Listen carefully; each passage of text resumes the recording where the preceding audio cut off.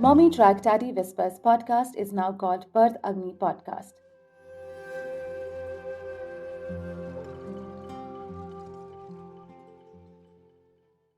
Hey, good morning. I was to record last night, but I dozed off waiting for Divi to go to sleep, and I slept before her.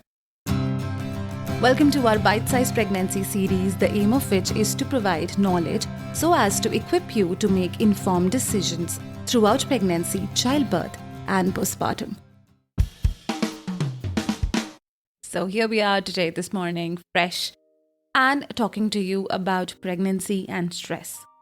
If I go back to my own pregnancy days some 3 years ago, I remember I used to get easily overwhelmed by watching the fantastic climax of a movie, the much awaited win at the end of the movie. Or I would see a delivery scene in a movie or a mother and a baby, and I would start weeping and then look around if nobody was seeing me.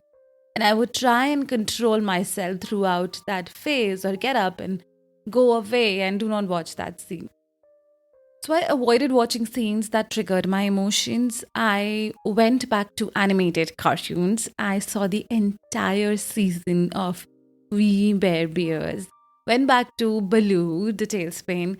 I also read a lot of children's story books to keep me busy and hooked on weekends so that the triggers, however, I could avoid the triggers.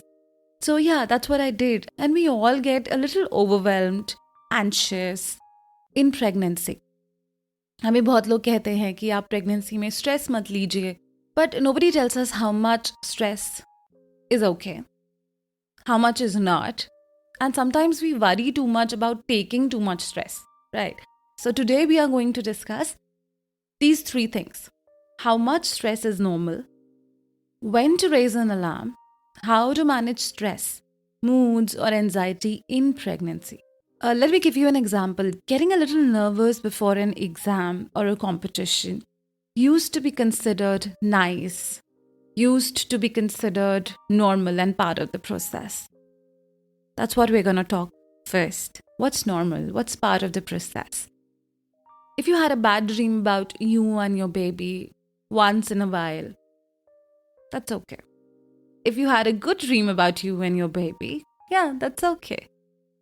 If you get worried about the health of your baby once in a while, then that's natural, If you have mood swings, if you do not like a particular person, a particular thing, you do not like to eat something, you feel cranky time and again. All the changes that our bodies are going through, they make us feel like that. A little bit of that from time to time that can be managed is okay.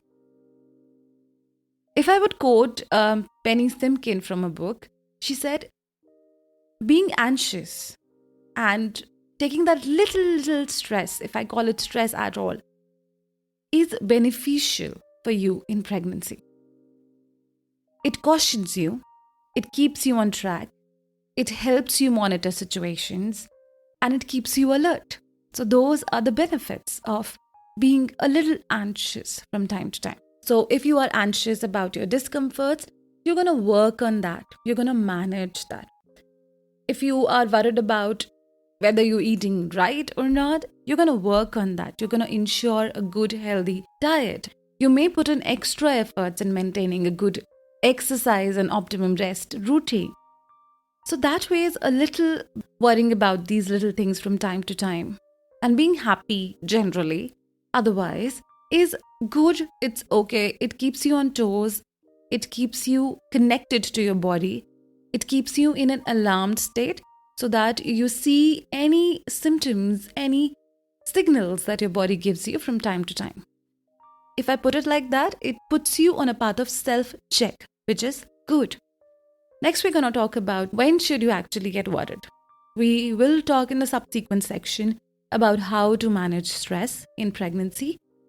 If all those measures of managing your stress do not help you, then you should raise an alarm, seek help, go and see your doctor or your counselor.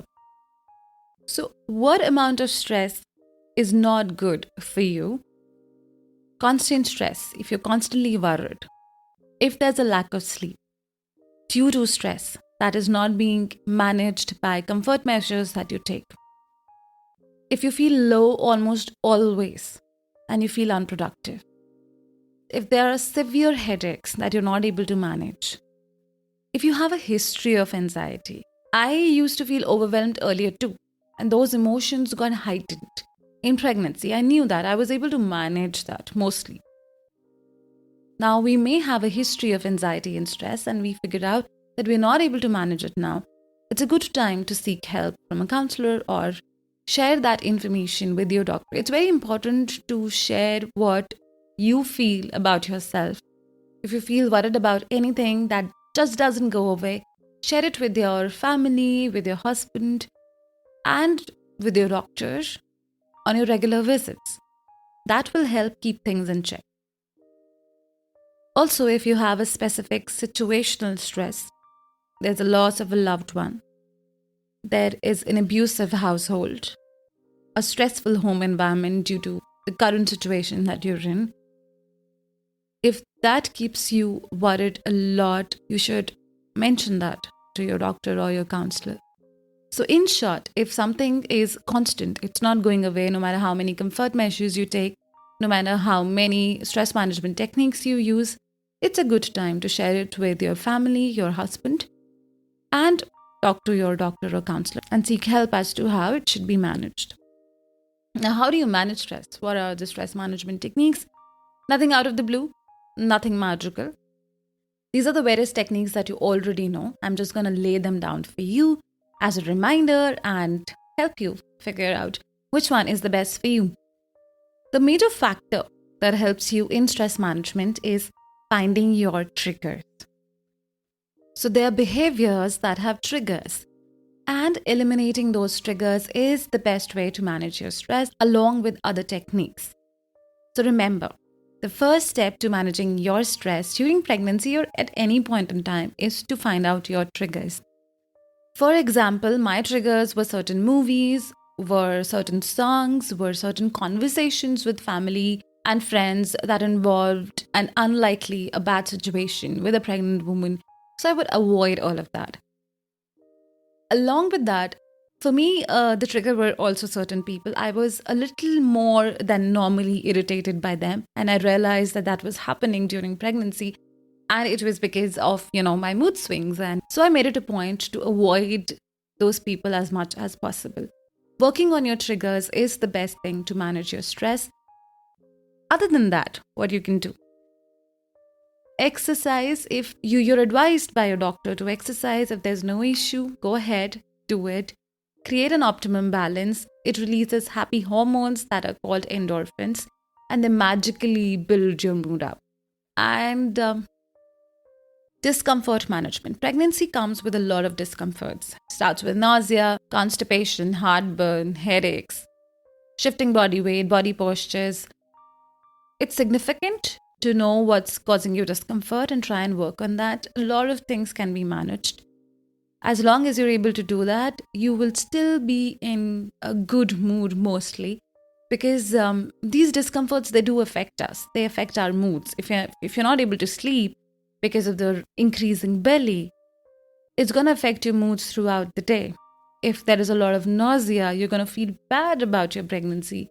That's very normal. So it's important to work on discomfort management and bring down the discomfort as much as possible if you can in your capacity. Finding time to do what you like is something that I will stress upon a lot, because postpartum, a lot of your time is taken by the baby. That is when you would want to have that me time and again. So I would suggest finding time to do what you like, be it reading, painting, cooking, watching television, getting dressed up. If that lifts your mood up, do that. Create a relaxed environment around you. Decorate your space. Meditate. Have calm music around you. Create a relaxed, dim lighting. Maybe a little bit of an aroma therapy there. A little bit of candles. Just lift your mood up to make you feel better about yourself. You can meditate as well. Including meditation in your life is also a great way in the morning or in the evenings to manage stress and moods. If it is not something that gets you interested, I would suggest join some groups. Join some groups which offer meditation, where there is guided meditation. You do not have to put in the effort specifically, and that helps you sail through. One other thing that we really stress upon less is eating right. It's also a part of discomfort management because it reduces heartburn, itching, constipation. Other than that, what you're eating impacts our mood.